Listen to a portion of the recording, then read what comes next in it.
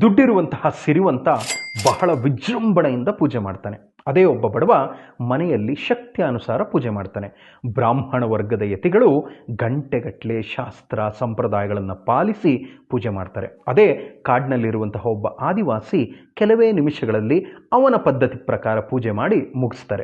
ಹಾಗಾದರೆ ಯಾವ ರೀತಿಯ ಪೂಜೆಗಳಿಗೆ ಭಗವಂತ ಹೆಚ್ಚು ಆಶೀರ್ವಾದ ಮಾಡ್ತಾನೆ ಅನ್ನೋ ಜಿಜ್ಞಾಸೆಗೆ ನಮ್ಮದೇ ಉಪನಿಷತ್ನಲ್ಲಿ ಸಮಾಧಾನ ಇದೆ. ಚಾಂದೋಗ್ಯ ಭಾಷ್ಯ ಅಂಥೇಳಿ ಶಂಕರ ಭಗವತ್ಪಾದಾಚಾರ್ಯರು ಆ ಉಪನಿಷತ್ನ ಲೇಖನಕ್ಕೆ ಭಾಷ್ಯವನ್ನು ಬರೆದಿದ್ದಾರೆ.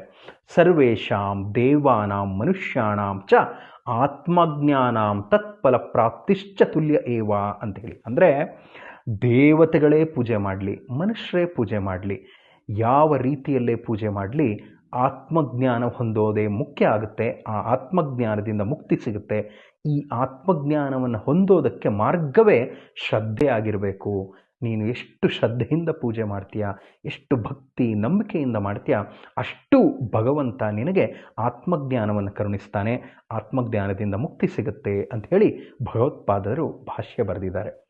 ಧನ್ಯೋಸ್ಮಿ. ಧನ್ಯವಾದಗಳು.